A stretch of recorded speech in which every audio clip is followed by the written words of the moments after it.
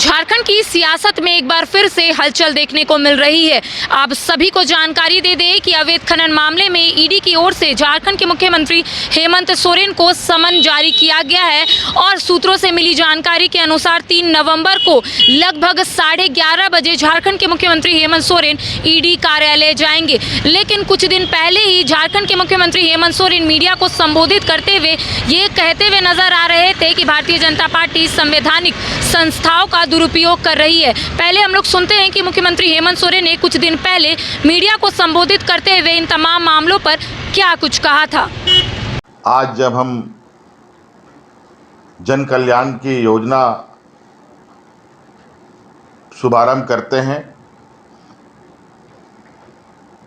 जब लोगों को आमंत्रण करते हैं, तो ये अपने पार्टी ऑफिस में बैठ करके षड्यंत्र रचते हैं। अब इनके पास सरकार पर उंगली उठाने का और सरकार को घेरने का कोई मुद्दा नहीं। इनके पास अब एक ही सहारा है, एक ही इनको बचाने वाला है, जो इनको लगता है, जो इनको भ्रम है कि संवैधानिक संस्थाओं के आड़ में अपनी राजनीतिक रोटी सेकें और उसे पकाएं। लेकिन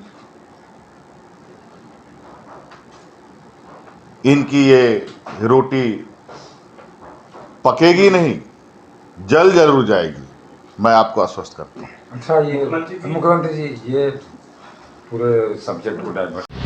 तो इस वक्त आप सुन रहे थे झारखंड के मुख्यमंत्री हेमंत सोरेन को, जिन्होंने सीधे शब्दों में कहा है कि जब सरकार की ओर से कोई भी योजना का शुभारंभ होता है तो भारतीय जनता पार्टी की ओर से षड्यंत्र रचा जाता है। साथ ही साथ सरकार को घेरने का लगातार प्रयास यहाँ पर भारतीय जनता पार्टी की ओर से की जा रही है। संवैधानिक संस्थाओं का दुरुपयोग किया जा रहा है। साथ ही साथ उन्होंने कहा है कि भारतीय जनता पार्टी राजनीतिक रोटी यहाँ पर सेकने का काम कर रही है। वो रोटी सेकाएगी नहीं बल्कि जलेगी। आइए सुनाते हैं इसको लेकर झारखंड मुक्ति मोर्चा के नेता मनोज पांडे ने क्या कुछ कहा है। सत्ता पक्ष की बैठक की खबरें तो आई हैं। हमारे पार्टी के विधायकगण और आला नेतागण बैठेंगे, बैठ के राजनीतिक चर्चा होगी और आने वाले समय में और क्या रणनीति बनाया जा सकता है अपने विरोधियों से निपटने के लिए। क्योंकि जो विरोधी हैं, मुझे लगता है नैतिकता और तमाम राजनीतिक शुचिता को ताक पर रख के जो एक लोकप्रिय मुख्यमंत्री, लोकप्रिय नेता, ये सिर्फ झारखंड की बात नहीं है, पूरे राष्ट्रीय स्तर पर जिस तरह से जो राजनीतिक विरोधी हैं, जो सक्षम हैं, जो सबल हैं, जो मजबूत हैं, उनको कैसे प्रताड़ित किया जाए, इसकी एक अलग प्लानिंग बना के रखी है केंद्र की सरकार ने। और उसी के तहत कई राज्यों में ईडी, सीबीआई का दुरुपयोग सामने आ रहा है। ठीक है, झारखंड एक ऐसी धरती है जहाँ के लोगों ने बहुत प्रबल जनादेश देके आज सत्तासीन किया था युवा मुख्यमंत्री को, एक आंदोलनकारी का बेटा, एक आदिवासी का बेटा को। आज झारखंड ही नहीं, पूरा देश देखेगा, क्योंकि आदिवासी सिर्फ झारखंड नहीं पूरे देश में रहते हैं। ईडी की कार्रवाई को किस रूप में ले रहे हैं? ईडी की कार्रवाई क्या है? ईडी को तो जो निर्देश दिए जा रहे हैं, ईडी का दुरुपयोग हो रहा है। ईडी का क्या दोष है? ईडी को तो ऊपर से दबाव बनाकर, एक टूल किट बनाकर आप अपने राजनीतिक विरोधियों को परास्त करने की मुहिम में लगे हैं। तो इस राज्य की 3.25 करोड़ जनता देख रही है, और जहाँ तक बात है कुछ अनैतिक होगा, असंवैधानिक होगा, तो हम न्यायालय का दरवाज़ा खटखटाएंगे। न्यायालय से हम लोगों को पहले भी रिलीफ मिला है, आगे भी मिलेगा। हम लोग को विश्वास है, सत्यमेव जयते, सत्य की जीत होगी।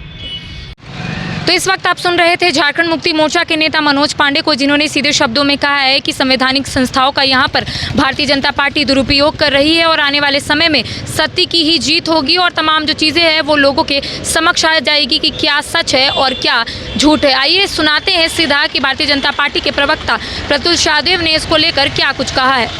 देखिए, ये यूपीए का शासनकाल नहीं है जहाँ एजेंसीज को सुप्रीम कोर्ट ने पिंजड़े में कैद तोते की संज्ञा दी थी। ये प्रधानमंत्री नरेंद्र मोदी जी का न्यू इंडिया है, जहां करप्शन एट हाई प्लेसेस पे कोई समझौता नहीं है और वैसे जांच एजेंसियों के काम करने का अपना तरीका होता है, उस पर कोई टीका टिप्पणी करना किसी भी राजनीतिक दल को उचित नहीं है और हम भी मानते हैं कि ये गैर वाजिब है अगर इस पर कोई टिप्पणी करे। हाँ, लेकिन ये पक्का है कि आप कितने भी ऊपर क्यों ना हो, हमारे कानून के हाथ लंबे हैं, वो आपको नहीं छोड़ेंगे और जैसे जैसे एजेंसियों को साक्ष्य मिलता है वैसे वैसे उनके जांच का दायरा बढ़ता है। बहरहाल इंतजार करना चाहिए, कयासों पर टिप्पणी करना उचित नहीं है। फिलहाल आधिकारिक वक्तव्य का इंतजार करना चाहिए। तो इस वक्त आप सुन रहे थे भारतीय जनता पार्टी के प्रवक्ता प्रतुल शाहदेव को, जिन्होंने सीधे शब्दों में कहा है कि संवैधानिक संस्थाएं अपना काम कर रही है और अगर संवैधानिक संस्थाओं को कुछ भी सबूत मिलता है उसी के आधार पर उनका दायरा लगातार बढ़ता जाता है। और इस वक्त झारखंड के मुख्यमंत्री हेमंत सोरेन को अवैध खनन मामले में ईडी की ओर से समन जारी किया गया है, तो इस पर कुछ भी बोलना उचित नहीं होगा, लेकिन लोगों के समक्ष तमाम जो चीज़ें हैं वो ज़रूर सामने आ जाएगी। आइए सुनाते हैं कि इसको लेकर कांग्रेस के प्रवक्ता राकेश सिन्हा ने क्या कुछ कहा है।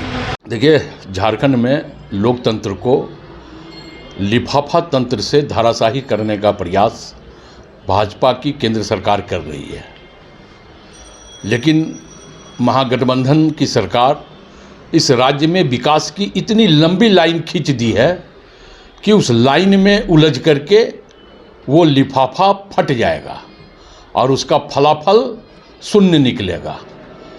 इस राज्य में एक और जहां एक लिफाफे को आधार मान करके मुख्यमंत्री को सम्मान किया जा रहा है, वहीं दूसरी ओर एक लिफाफा खुल नहीं रहा है, वो भी महामहिम से। तो ये समझ में नहीं आ रहा है कि आखिर झारखंड में चल क्या रहा है। और हमें यह लगता है कि लाख प्रयास कर ले, ऑपरेशन लोटस जिस प्रकार कुचला गया उसी प्रकार यह लिफाफा भी कुचल करके फटेगा और सरकार अपना कार्यकाल पूरा करेगी आदरणीय मुख्यमंत्री हेमंत सोरेन के नेतृत्व में। और 2029 तक भारतीय जनता पार्टी के लिए इस राज्य का दरवाज़ा बंद होगा और 2024 में पूरे देश में भारतीय जनता पार्टी का कुनबा साफ हो जाएगा। तो इस वक्त आप सुन रहे थे कांग्रेस के प्रवक्ता राकेश सिन्हा को, जिन्होंने सीधे शब्दों में कहा है कि पिछले कुछ दिनों से राज्यपाल की ओर से लिफाफा खुल नहीं रहा है और ईडी की कार्रवाई जो है वो झारखंड में देखने को मिल रही है। अवैध खनन मामले में झारखंड के मुख्यमंत्री हेमंत सोरेन पर ईडी की कार्रवाई नहीं बल्कि भारतीय जनता पार्टी संवैधानिक संस्थाओं का दुरुपयोग कर रही है। साथ ही साथ उन्होंने दावा भी किया है कि 2024 में एक बार फिर से महागठबंधन की सरकार बनेगी। साथ ही साथ उन्होंने ये भी कहा है कि देश से एक बार फिर से भारतीय जनता पार्टी साफ हो जाएगी। अपने कैमरा पर्सन संजय के साथ मैं करिश्मा सिन्हा, न्यूज़ 22 रांची।